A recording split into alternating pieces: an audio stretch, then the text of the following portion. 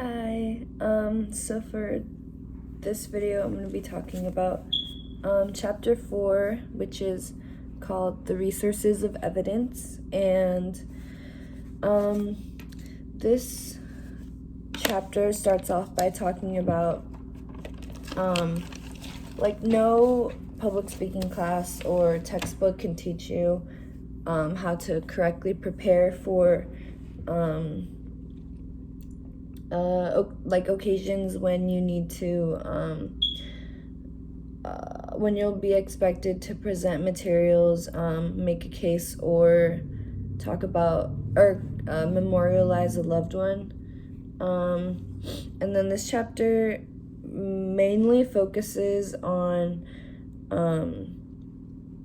the four primary the four types of evidence that you need to have if you want to have like a really credible paper or presentation. And there's also two criteria that every piece of evidence has to pass in order to be like really credible. And then so the first step is what are its logical and or empirical strengths and limitations, and the second one is what are its psychological powers.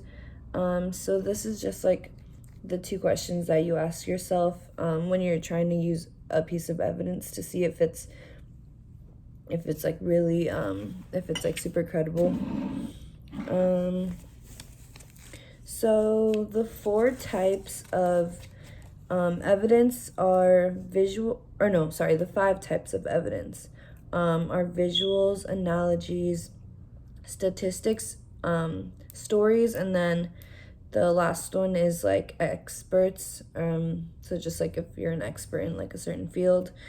And then these, you can also there's categories where you can rate these types of evidence. There's psychological appeal, rational appeal, primary strength, and primary weakness.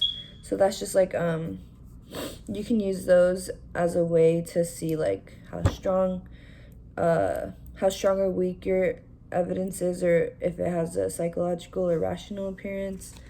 And then the chapter continues to talk about the five pieces of evidence.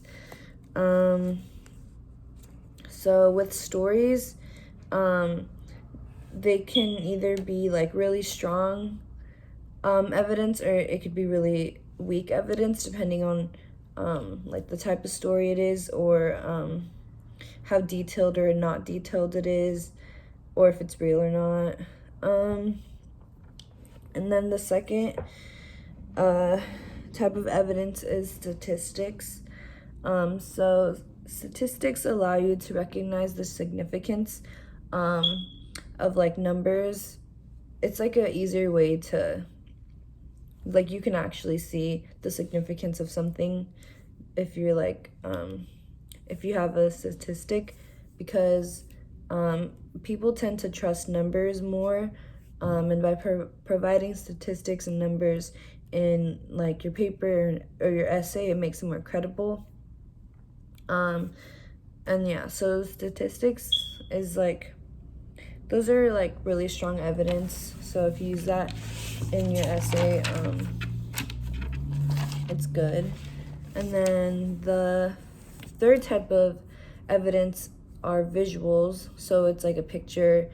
And then pictures could either be strong or weak evidence. They could also be like really vague or not detailed enough, and that could be like a problem. So it can either be as like a visual aid, or it could be a visual rhetoric. And then sometimes it could cause like an emotional response from the reader if it's like a sad picture. And then the fourth type of evidence is analogies. So an analogy is when you compare two things to show like that they're alike. So there's two types of different analogies that you can use. There's literal analogies which is when you compare two things that have similar, that are alike, and then you just compare them and you show like